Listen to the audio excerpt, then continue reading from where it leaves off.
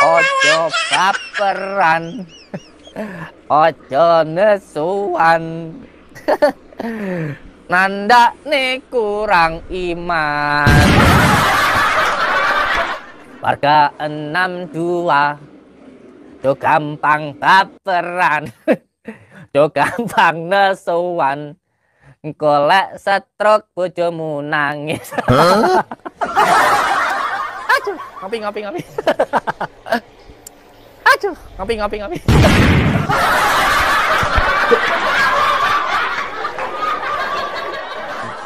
Nesu kok cepet tua. Oh, tenan.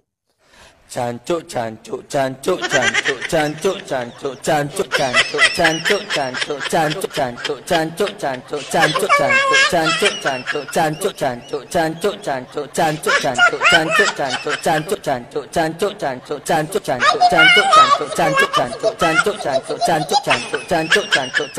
Laknatullah, kamu mati mengenaskan kamu, sak turun-turunanmu kamu nanti. Demi Allah.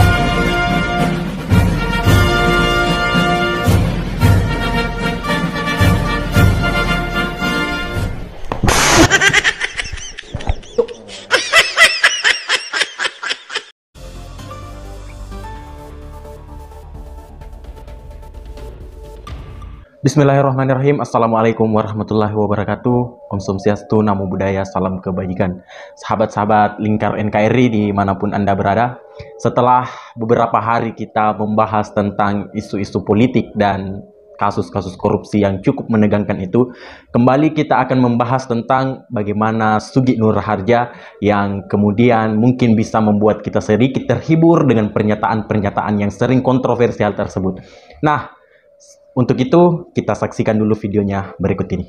Kalau ndak ada panggilan show debus, aku jualan jamu di pinggir jalan, di pasar-pasar. Tunggal guru, tunggal ilmu, jangan ganggu.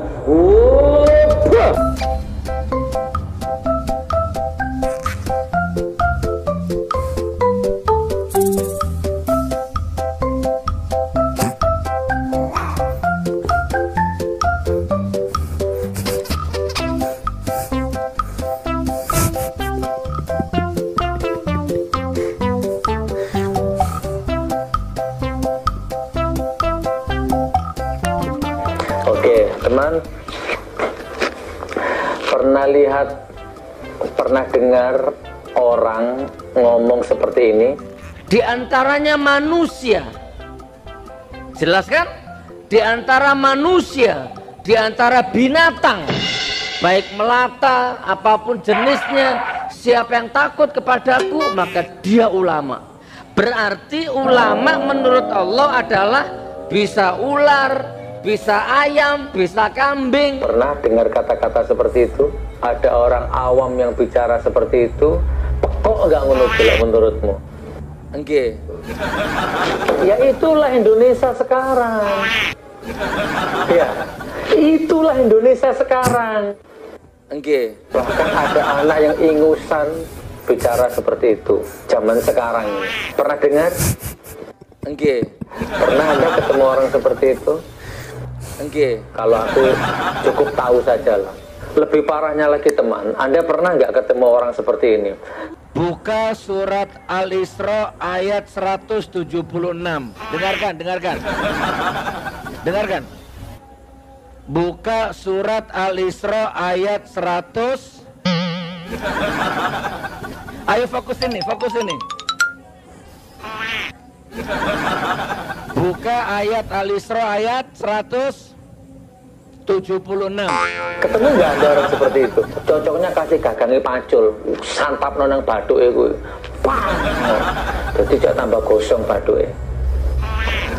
Itulah, menurut pemahamanku itulah tanda-tanda ciri-ciri kehancuran dekadensi agama Islam di Indonesia sekarang itu. Itu kita kontina lari rek. Mulai orang awam ikut-ikutan, ya. Anak-anak ikutan bau kencur, umbelis yang meler-meler, ikut-ikutan. Binatang itu ulama yang takut kepada Allah. Kata siapa? Kata saya. Oh, Gus Nur. Masya Allah. Kok bisa ya?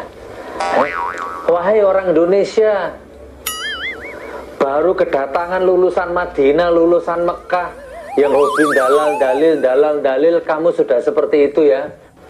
Oke. Nah, ini hasil virus yang dibawa oleh ustadz-ustadz yang mengaku ahli sunnah. Oke. Kok bisa menunggu coba? Sadarlah teman ya, sadarlah. Oke. Ingat, karena orang seperti itu nggak ngerti adat istiadat, tata krama. Oke. Itu nalarno dewe kembangno dewe engko. Oke. Saya hanya ngajak siapapun yang mau, kembalilah ke pola pikir orisinil orang Indonesia asli. Oke. Sadarlah teman ya, sadarlah.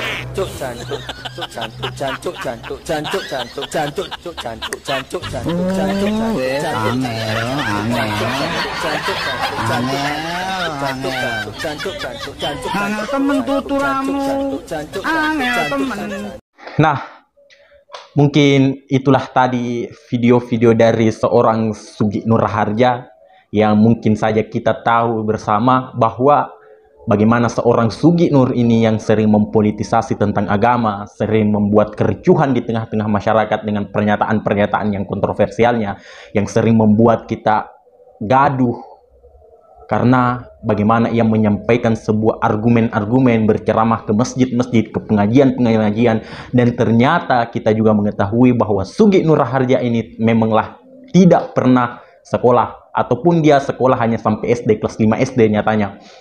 Dan saya ingin menanggapi dari video tadi tersebut bahwasanya video ini merupakan video yang memberikan kita pelajaran bahwa bagaimana kita berbicara di depan umum agar berhati-hati, apalagi ketika kita berbicara di depan kamera. Karena ketika ilmu yang kita sampaikan itu adalah belak-belakan dan tidak tahu asalnya dari mana, bahkan hanya membuat sebuah pernyataan kontroversi untuk membuat kegaduhan, mungkin inilah hasilnya. Setelah kita menguliti tentang video-video yang telah ia buat, ternyata memang pernyataan-pernyataan seorang Sugi Nur ini adalah sebuah pernyataan-pernyataan yang tidak masuk di akal. Ia sering bilang seperti ini, besoknya bilang seperti itu. Nah, inilah hasilnya. Ketika seorang yang tidak pernah sekolah, kemudian menjadi seorang penceramah, dan akhirnya ya pernyataan-pernyataan yang dikeluarkan itu adalah sebuah pernyataan yang kayak kotor lah, seperti itu. Pernyataan-pernyataan yang tidak pantas untuk dikemukakan seorang tokoh agama. Bagaimana salah satu contohnya kita lihat seperti tadi itu. Kata-kata jancok lah yang dikeluarkan. Padahal kan ini tidak sepatutnya dikeluarkan oleh seorang tokoh agama. Yang kalau memang dia adalah seorang tokoh agama yang alim ulama, ataupun bagaimana ia menganggap bahwa apalagi tadi, bahwa ular itu ternyata adalah ulama, hewan adalah ulama. Memang Sugi Nur ini adalah orang yang tidak pernah menempuh ilmu pengetahuan lantaran karena situasi dan kondisinya yang dahulu yang pernah ia ungkapkan sendiri. Ia tidak tamat SD, kemudian ia hanya pemain debus di pinggir jalan, menjadi copet, dan ia memperbaiki retorika dengan penjualan obat-obatannya, yang belum tentu obatnya itu baik dikonsumsi ataupun tidak.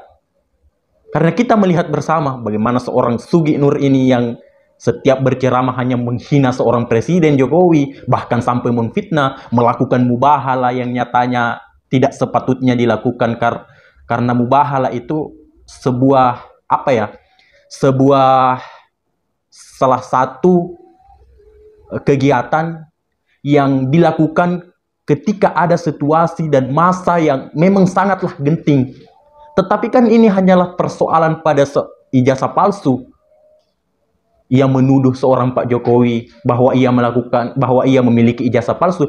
Di mana logikanya seorang Sugi ini mengatakan hal demikian?